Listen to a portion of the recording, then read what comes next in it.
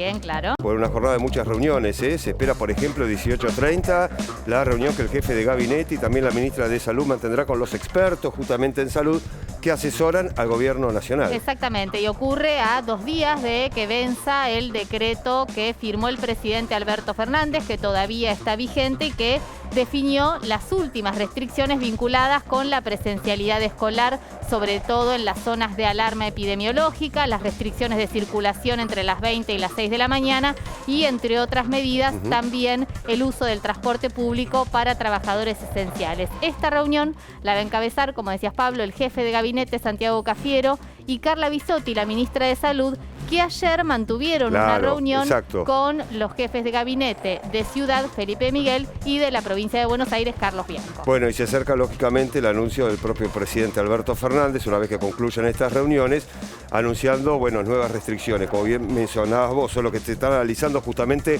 por estas horas, teniendo en cuenta los datos de las últimas 24 horas que alarman, más de 35.000 infectados, más de 700 víctimas fatales, una situación muy complicada en la República Argentina. Y bueno, vamos a precisamente consultar a un especialista en este tema. Estamos en contacto con Ernesto Resnick para precisamente hablar, por un lado, sobre Resnick. Buen mediodía, lo saludamos primero. ¿Cómo le va? Hola, buen mediodía, ¿cómo les va? Buen día. Bueno, en principio, las restricciones que están vigentes fueron insuficientes, no se respetaron, el gobierno está pidiendo más controles a las jurisdicciones. ¿Qué es lo que cree que está pasando y por qué estos números que ayer obviamente generaron alarma? Bueno, un poco de todo, ¿no?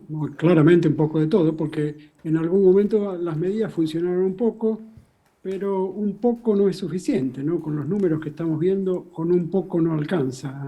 Hay que hacer lo que hay que hacer, que es un poquito, restricciones un poco más fuertes. Hicieron algo, en algún momento la curva bajó un poco, o se estabilizó un poco. Los números de ayer son terribles, ¿no? Terribles y muy indicativos de que no alcanza. Sí, y uno se pone a pensar, doctor, la temperatura de estos días, estamos en otoño y uno no quiere ni imaginarse lo que podría llegar a pasar con la llegada del invierno y el frío, ¿no? En la República Argentina. Seguramente la situación ahí cambia, ojalá que no se modifique, que justamente haya menos contagio y menos decesos, pero si uno tiene en cuenta lo que ha pasado, por ejemplo, en Europa con el frío en esta segunda ola, no tiene por qué la Argentina tener una situación diferente, ¿no? No, está claro que el frío empeora todo porque la gente se encierra en lugares cerrados, se junta en lugares cerrados.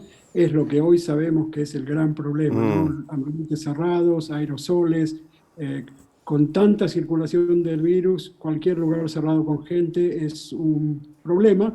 Por suerte, por otro lado, esto está ocurriendo en medio de una incrementada campaña de vacunación, con lo cual acá estamos compitiendo cabeza a cabeza en una carrera entre el virus, que está claramente descontrolado, y las vacunas que tratan de controlarlo. Así que esperemos que con un poco de mejores medidas para mantener un poco el control de lo que está sucediendo y las vacunas, se llegue a la mejoría que yo creo que va a llegar.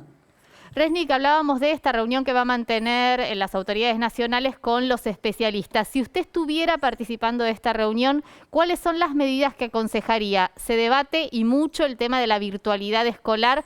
Muchos países han suspendido precisamente las clases presenciales. ¿Esta sería una de las herramientas que permitirían contener los contagios? Con la circulación actual, que es la más alta del mundo, los casos de ayer pusieron a Argentina, los muertos de ayer, en el peor lugar del mundo en este momento. Con esa circulación no cabe ninguna duda que en absolutamente todo el mundo, y lo digo literalmente, absolutamente todo el mundo, se tomarían medidas que incluirían el cierre de escuelas, porque todos los lugares donde colaboren un poco con la circulación del virus, todos hacen la situación peor. Así que estamos en una situación, de vuelta voy a volver al tema de vacunas, en el cual no estamos en la situación del año pasado, en el cual tomar estas medidas era no saber qué pasaba dentro de un mes. Ahora sabemos que dentro de un mes va a haber más vacunas y va a haber más gente protegida, con lo cual yo creo, si yo estuviera en esa reunión, que el incremento en restricciones y sobre todo en los controles de las restricciones debiera estar en la mesa y debiera hacerse eso, porque, de vuelta, no necesitamos un año de esto, necesitamos unas semanas. Doctor, ¿por qué esta segunda ola, a diferencia de lo que pasaba con la primera el año pasado, afecta también a los jóvenes? Es decir, sigue afectando a los adultos mayores, pero también a los jóvenes y a los muy jóvenes. Bueno, pareciera en parte que sí, efectivamente, afecta más a los jóvenes, es más Ajá, contagioso. Todavía no estamos tan seguros de esa parte. está bien. Lo que pasa también es que se nota más en los jóvenes. ¿Por qué? Porque la segunda ola en todo el mundo, y Argentina incluido, los casos han incrementado muchísimo, mucho más que en la Ujú. primera ola.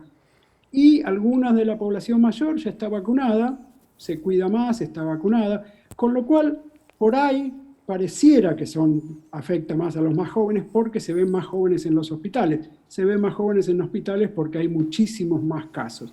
Pero también hay indicaciones de que algunas de las nuevas variantes afectarían más a los más jóvenes y lamentablemente una de las peores variantes, la de Manaus, ya está instalada grandemente en Argentina.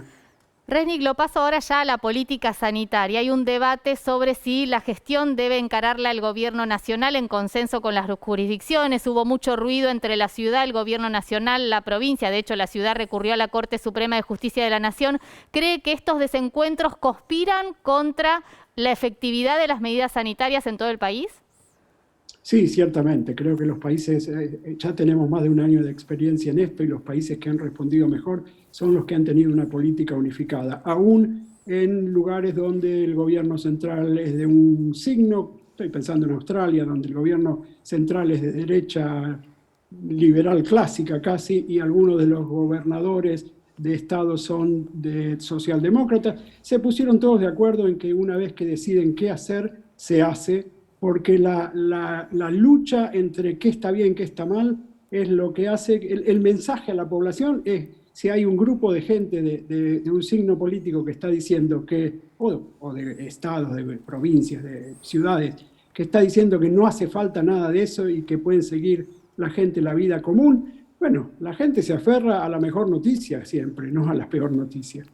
Doctor, teniendo en cuenta la situación en la República Argentina, ¿usted sería uno de los especialistas, por ejemplo, esta tarde en recomendar volver a fase 1? No sé si fase 1 está en la mesa, lamentablemente ya no está. En otros, perdón que insista con el ejemplo de qué se hace en el resto del mundo, porque Sí. al no tener los datos epidemiológicos que tienen en otros países, por la situación económica argentina, es un país no igual que uno de los países más grandes del primer mundo. Al no tener esa información, bueno, uno hace lo que vio que en el mundo se ha hecho y tiene éxito. Bueno, en el mundo, en los países que no querían volver a fase 1, estoy pensando en Alemania, Gran Bretaña, ni que hablar, lo han hecho. Lo han hecho en algunos casos, por hasta 3 meses, como en Gran Bretaña, y hoy vemos los resultados excelentes que tienen, hoy ya están viviendo en la normalidad. Si esa solución no está en la mesa de consideraciones, bueno, lo siguiente que hay que hacer es lo que se parezca a eso. Es Las decir, medidas que, por lo menos, restricciones nocturnas más firmes, sí. controles, cierre de escuelas. Ujú. Es decir, que en esos casos, por ejemplo, Alemania, Gran Bretaña tuvieron 2 fase 1 y hasta 3 fase 1, teniendo en cuenta la pandemia del año pasado. ¿Esto es así? Exactamente, el caso del Reino Unido, de Gran Bretaña, Sí. es clarísimo. Tuvieron una pésima primera ola, tuvieron que hacer cuarentena muy estricta. Después, gracias a esa cuarentena, bajaron los casos muchos, tuvieron un verano relativamente feliz, pero después enseguida, en octubre, se tuvieron que volver a las restricciones estrictas, pero estamos hablando de restricciones muy estrictas, no como las que vimos lamentablemente que ocurrieron en la Argentina, donde las restricciones estrictas se liberaron o se fueron erosionando con el tiempo muy rápidamente.